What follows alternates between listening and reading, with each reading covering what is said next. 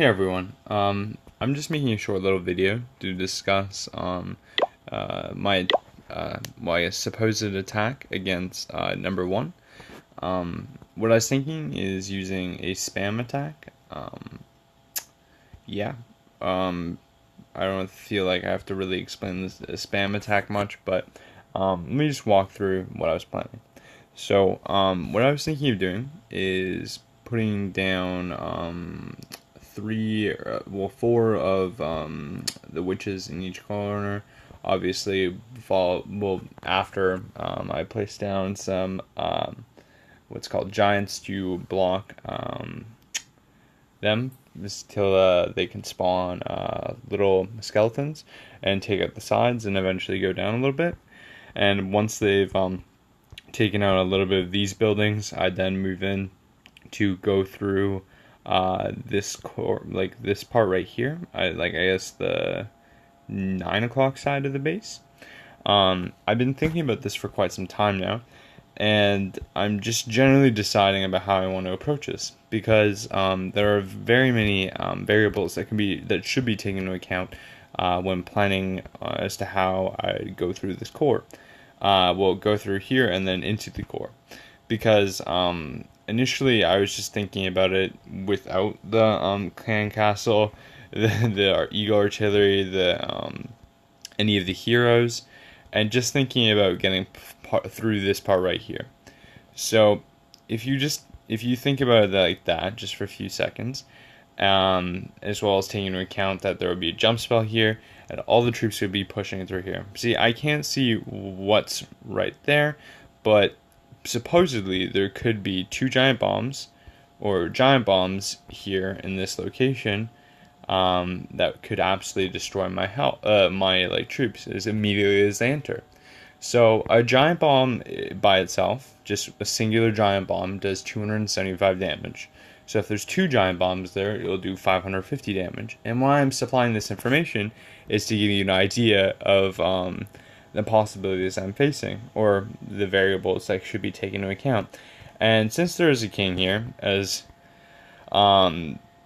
and there is a lot of space to be moved around, my troops will generally get held up all right here as the king approaches, because all the troops will lock onto the king and try and remove him as quickly as possible. That really isn't the problem. What the problem is the explosions, because each individual bowler's health is 350, and the witch's health is 350, as well as this bomb tower does 340 damage when destroyed. So yeah, what the problem that I'm having here is deciding. Well, it's not really a problem anymore, because I've worked the calculations out. As you can see with my army composition, I've decided to bring one heal, three, what are these called, jump spells, 2 rage. I won't need any more rage because I'm planning on using a rage right here, in this little compartment, and then a additional rage either in this little compartment right here, or like right in between these little walls. So I've actually attacked a base similar to this, and I know for a fact that there are going to be giant bombs right in between these walls right here.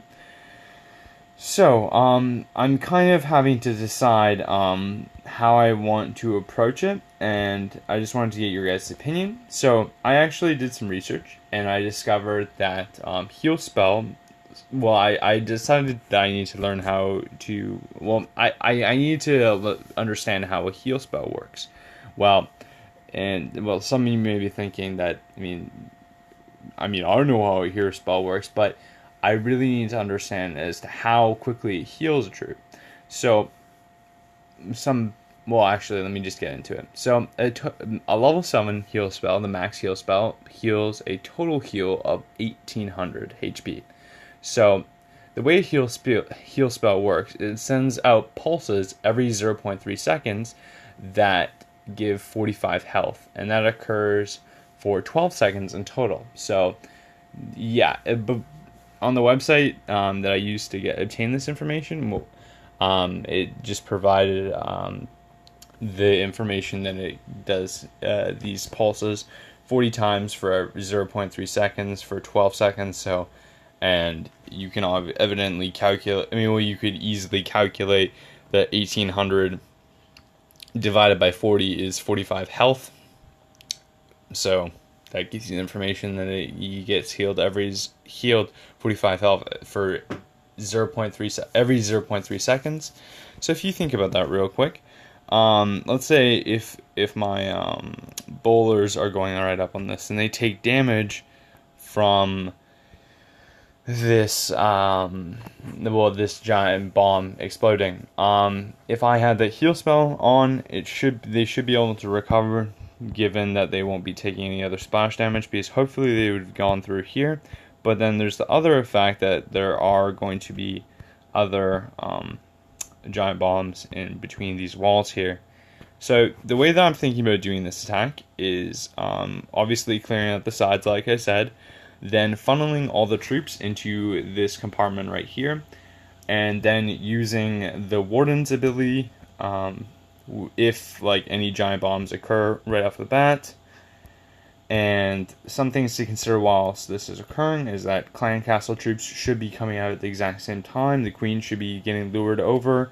Giant bombs could possibly be exploding if they are in this compartment, but the bomb tower is definitely going to be exploding. So the Eternal Tome ability the Grand Warden's ability, which is called the Eternal Tome, lasts for 5 seconds.